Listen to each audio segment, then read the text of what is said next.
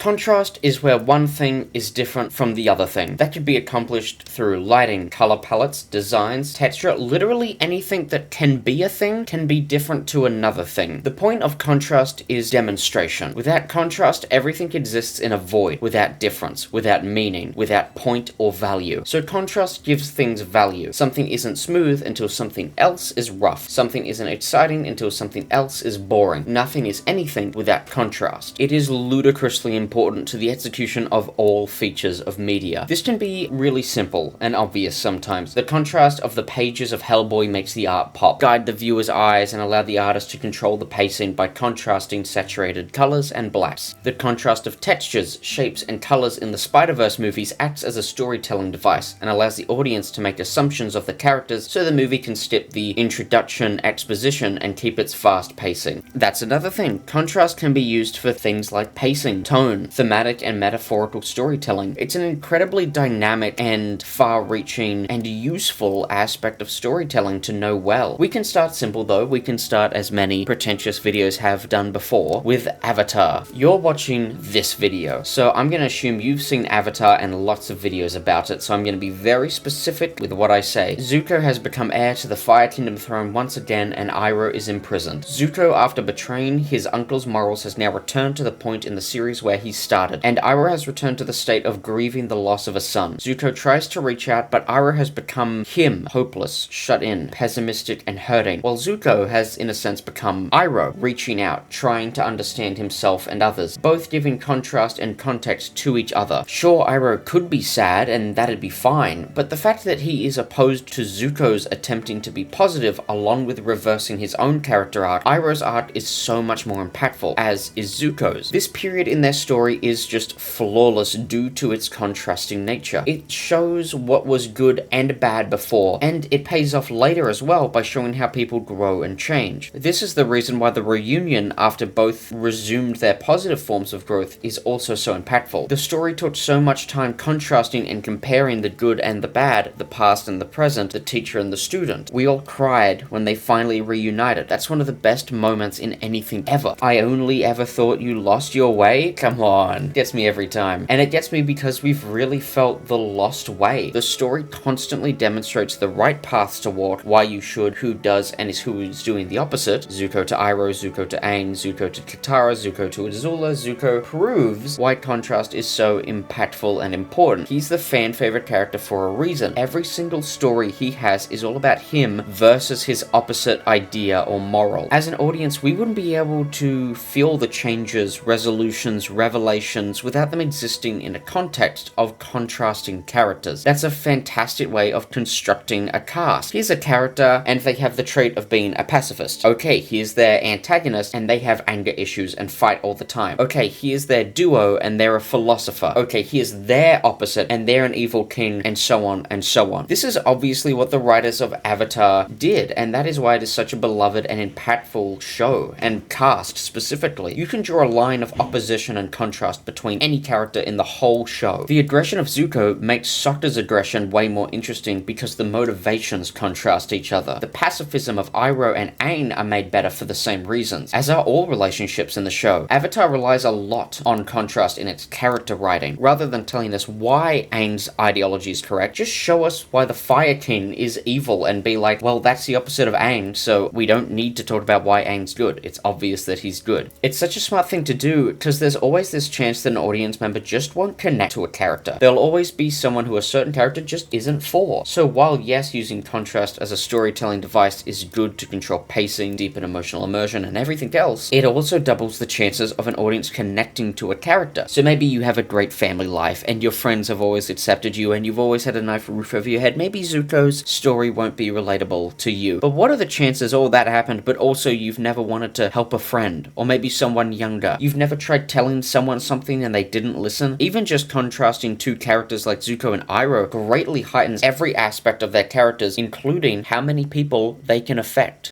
Hunter x Hunter is built on contrast. It is a reverse coming-of-age story, where our young characters become disenfranchised with and lose faith in the world. The mounting weight of life weighs heavier and heavier, and the story helps the audience to feel this through contrast. The story of Hunter x Hunter relies a lot on intertextuality, which is the contrast of one piece of media to another to make some kind of point. Here, the intertextuality is comparing itself to other shonen anime and manga, which are usually empowering and feel very freeing as pieces of media. But in a genius move, Hunter x Hunter not only points the audience in the direction of this contrast, but also allows non-anime and manga fans to enjoy it by having the first arc follow the standard shonen playbook, word for word. Gon is a special little kid that wants to be a hunter. What are hunters? They're special people. They hunt things. They're free and powerful. They are protagonists. They're basically the case from Pulp Fiction. It doesn't matter at all, and the story doesn't waste time on it. As long as you know everyone wants it, it's served its purpose. Gon goes and takes a big fun test with cool monsters and new friends and all the fun you can imagine, but every now and then there's a little bit of a change that makes you feel weird. There's a guy there handing out drinks to kids, they're all spiked. There's a guy that gets off to fighting, even talking about how horny he is while just like pinning down and beating kids.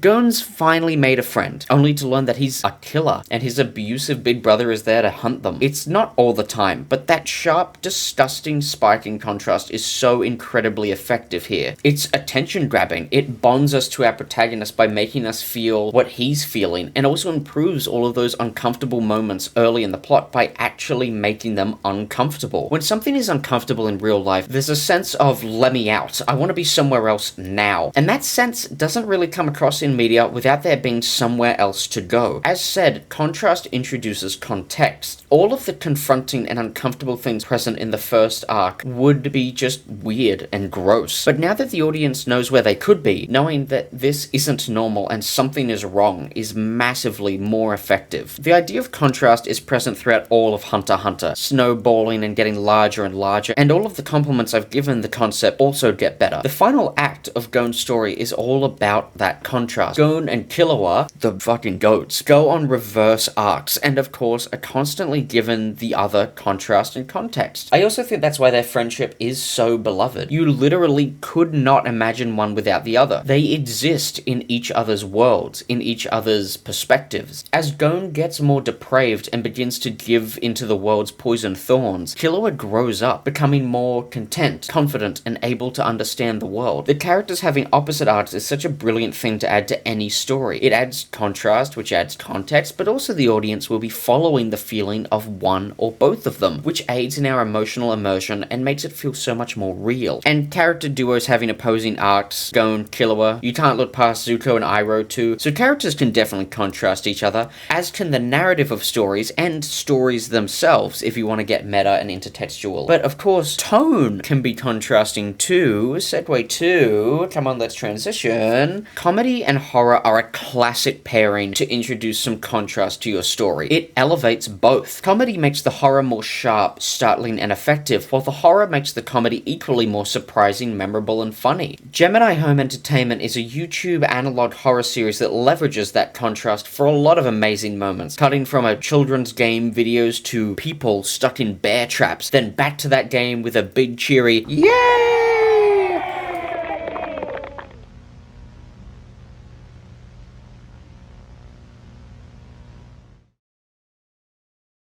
It's taken what would have been two normal scenes that aren't really that special, but has them sitting beside each other in such a way that turns it into an extremely memorable experience. Gemini is a fantastic little series that uses children's games and safety videos interspliced with unsettling, off-tilt horror to tell a story about aliens replacing us and hunting us. It does things like showing a safety video about home protection, but it's all worded just a little weird, and it's already using horror and comedy in tandem, so you're already paying attention and feeling unsafe, so your brain begins to wander. Some of the safety tips were said as if you were attacking the house, but overall it's just a joke. That's what the show does. It's a little creepy, but it's a joke, nothing to worry about. And then we get our contrast, and then we get another piece of contrast. A video of someone sneaking up on a house only to realize that the people are inside are not people. Already very creepy, but the contrast makes your brain rubber band. Wait, I remember this feeling. Was that security video for the aliens invading, or us avoiding them, or us attacking them? Or is it too too late for any of that. The aliens followed the video and got inside. Another use of contrast is drawing attention just like that. The mixture of extremes make both parts of the series more memorable. That can be used really well to deliver exposition in a mystery. You don't even need to reveal anything. All you need is a funny scene of how to play hide and seek, and then a while later use that same joke in a scary moment to do with Neptune, and then once again undercut the same scary moment with a joke, and you get the realization and the fear with no exposition, no slowed pacing, no exchange of stares for revelations. It's just perfect. You use these extremes of tone as a bookmark in your memory. Oh, I remember that joke because it's so different. And then you get horror, horror, horror, return to that joke, and you better believe you're gonna remember it again. Contrast is not just one thing being different from the other thing. It is explicitly that. By exploring left and saying that you're not exploring right, that it's something different, you learn about both while only walking one path. You can explore misery through joy by being explicit that they're two different things. You can show horror through comedy by making the audience know. You can show change. You can do two things with one action through contrast. The writing concept of showing not telling is pushed to the limit through this idea. As for half of them, you don't even need to show them. When one is good, we will know the other is bad. It is a fantastically efficient and effective tool in constructing characters, stories, themes, and any other part of film. This video is not up to my usual standards. I know that, but I needed to finish it anyway. I've quit out on a lot of projects and I didn't want to do it again, so I finished it. I've had such a terrible span of creative block. A whole bunch of hard to manage and weird bad things have been happening and my brain's just gotten so cloudy, but I still hope you found a way to enjoy this and join me next time. I'd really appreciate it.